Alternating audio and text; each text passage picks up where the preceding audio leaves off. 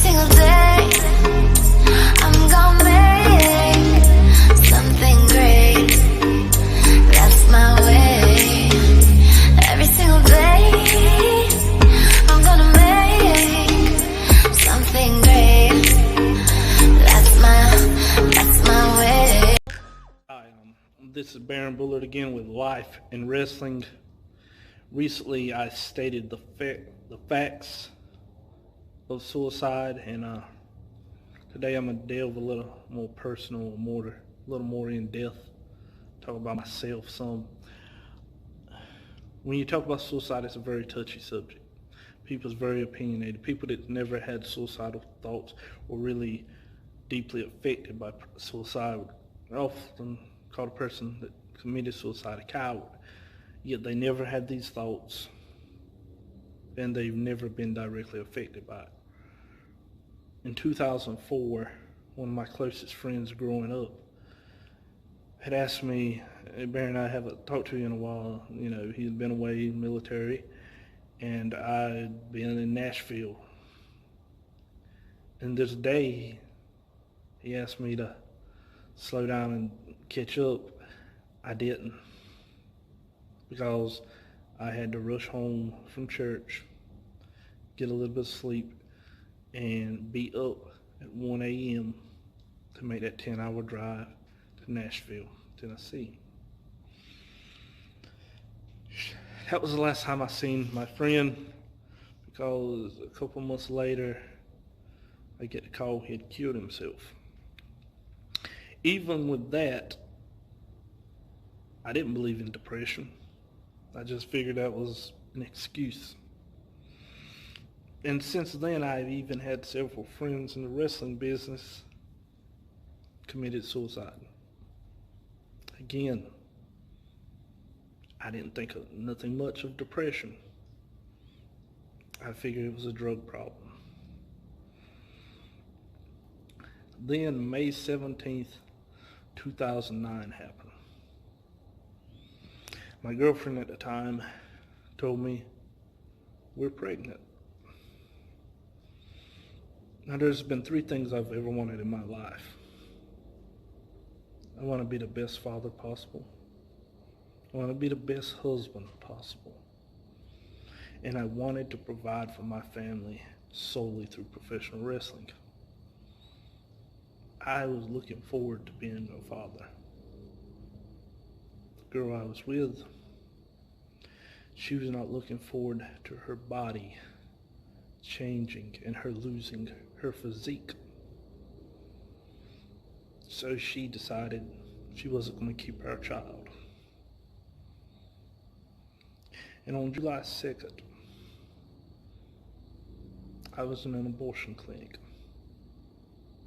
Tears in my eyes, begging my girlfriend, "Please, I'll raise our child on my own." Fast forward to 2020, I'm not a father. You can put two and two together. But before that happened, I don't remember the date. I just remember sometime in October 2019, a couple months after July the 2nd. From that moment on, I realized depression is real. Nobody hurt themselves more than I hurt myself. Nobody hated me more than I hated myself. No one wanted to die. Every night I prayed to God to take my life. And then, here's what made it so bad. Several family members found out my girlfriend was pregnant, and then they found out she had an abortion. Do you know how many of them asked the whole story? 0. Several of them called me a murderer. If anybody knows anything about abortion, they always say it's a woman's body.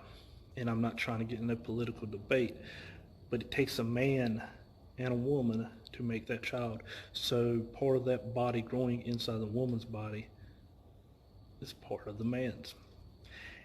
And to know that that was destroyed, and then everyone had the audacity to label me a murderer. I walked around with hell in my head and heart daily. And in October 2009, I could no longer bear it. So I figured I was going to end it.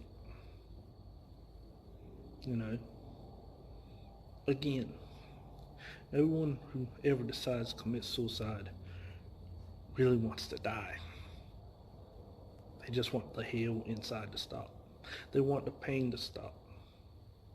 They're tired of hurting. They're tired of feeling hopeless. And I wish I could tell you there was a big eye-opening experience that day, but there wasn't. That day the gun just jammed. The trigger was pulled 3 times. See, I wasn't going to take a risk like a lot of other people. I was determined this was it. I was tired.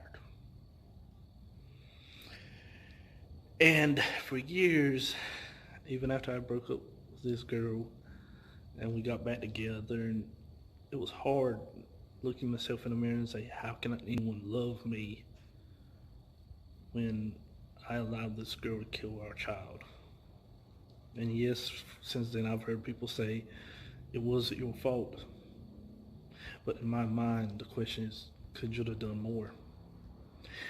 Is it because you didn't find the right words? But that doesn't change the past. And was there another attempt at some point? Yes, there was. But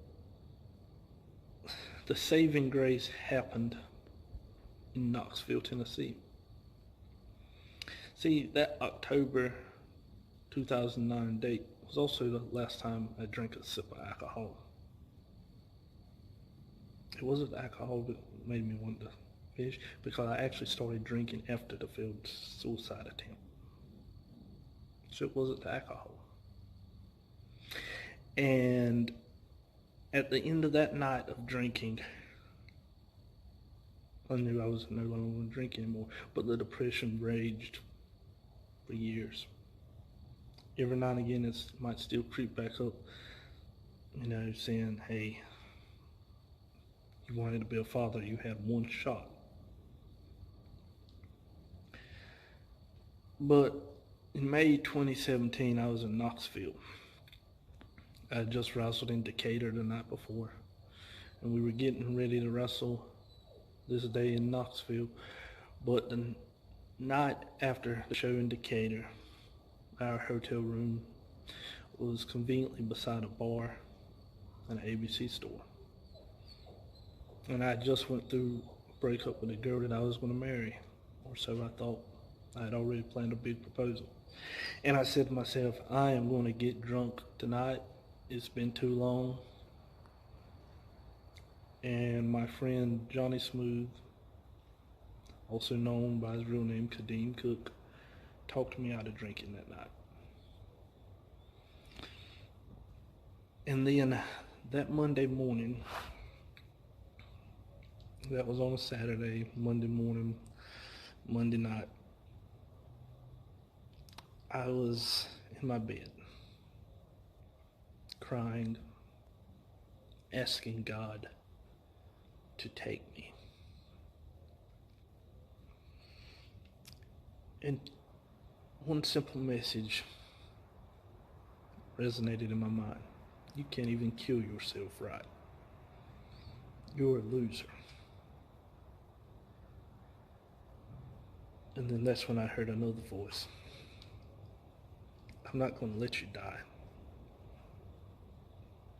This ain't your purpose.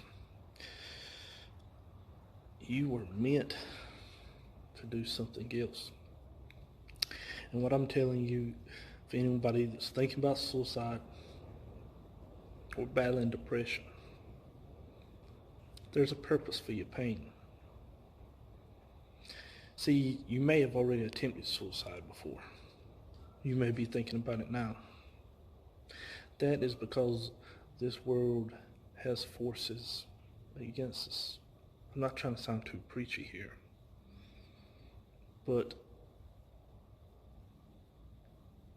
whether you believe in good, whether you believe in evil, whether you believe in heaven or hell, myself, I'm a Christian. And I do believe the evil forces, whether it's the devil that you believe in or whether it's karma or whatever, they don't want to see good succeed. And you that may be watching this is thinking heavily about what you got to live for. You got a lot to live for. There's a purpose to your pain. Sometimes we don't see that purpose. You don't know who's ever watching you. You don't know who you're affecting.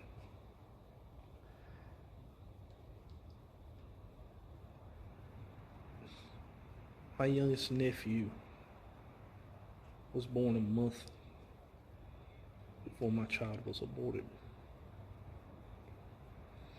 My nephew would have been just a couple months old had my first suicide attempt succeeded. I tend to walk around emotionless.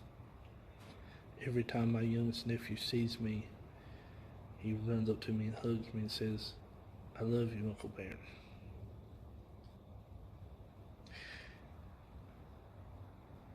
He loves professional wrestling now. When he was a little younger, he didn't watch it.